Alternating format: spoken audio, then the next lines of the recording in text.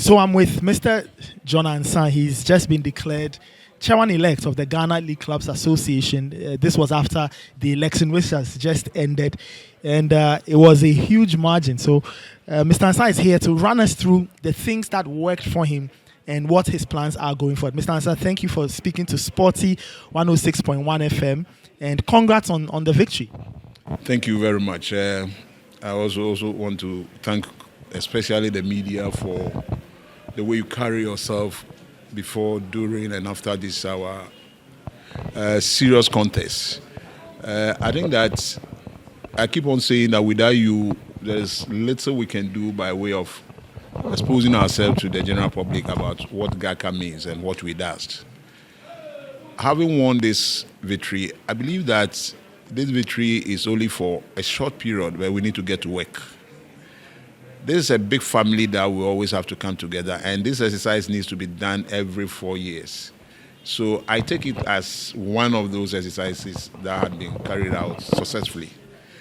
My biggest thank goes to the election committee chaired by Mr. Fred Papu, Delaya Senaya, and the lawyer Japasu, supported ably by the administrative manager who runs as a secretary. I think that they've done a yeoman's job. There were a lot of challenges that they have to try and find a way of addressing. I give them that respect that they were able to sail through. Coming to find out what I would do, yes, I want to tell you that I've been elected. I might have my vision of trying to drive GHALCA from this level to another level. Of course, the just past administration did a lot of work and they did a good job.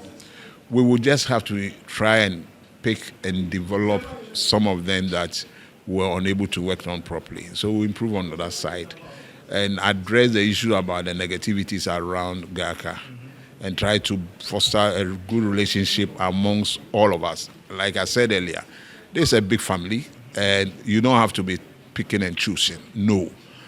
Bringing ourselves together, we'll always strive to bring one unit to develop the game that we all love so much. I want to also say that I will lead this association by way of being a productive leader. I want to open our doors to everyone, being it whoever, being in football or not, whatever suggestions that you might have, it will help us. This time around, our email system is very, very proactive. It's something that I think my previous chairman and I worked tirelessly to get it done. The website is also working now. At any time you get there, you'll see things that we are doing and what we intend doing. I also believe that there are a big project that we want to try and find out how we work on it, because GHALCA has secured a land of 10.3 acres of land around Gumwa area there, which fortunately by the support of the ESCO, the previous ESCO, I was mandated to handle. I can announce to you that gladly we were able to work tightly. It took us a lot of challenges, but finally we brought it to its finality by way of registering the land in the full name of GHALCA. So we'll be seeking at the ESCO meeting and see what are we going to do with this? How can it benefit the clubs?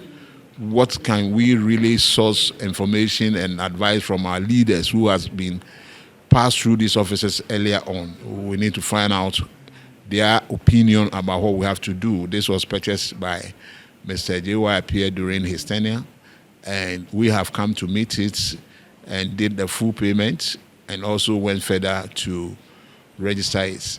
We also try and do our best by running a true, proper, transparency way of accounting to the people. Oftentimes, we've been struggling in getting monies to run the office. It's not my chairman or me that has just been elected, our fault. Our clubs have some challenges by way of the way GHALCA is being perceived outside there. So in supporting their own association, sometimes they become a bit hesitant. I think that we need to find a very good way of trying to address the collaboration between us and the investors in the clubs so that they will get to understand us and see eye to eye. We'll sought advices from others to see how best we can turn around GHALCA going forward within these 4 years. It's a no more start on us. If you win election with a landslide, does not mean you know it or no.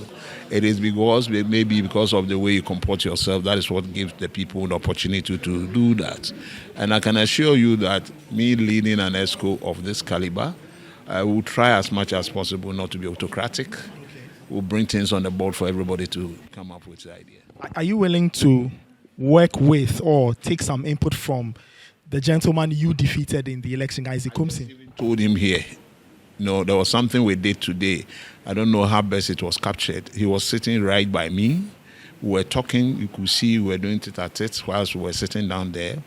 And just as where he was positioned, he was seeing the counting better than I do. He just congratulated me, and I thank him, and I say, we'll work together. This should not be the last. We know ourselves.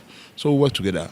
And like I stated earlier on, I said that I don't want us to strive on this way of this is fair, that is here. It is a gap that I will want to champion. I want to champion and try as much as possible to bring it, even if not to the fullest, we should be able to work around 60-65% of that. Okay.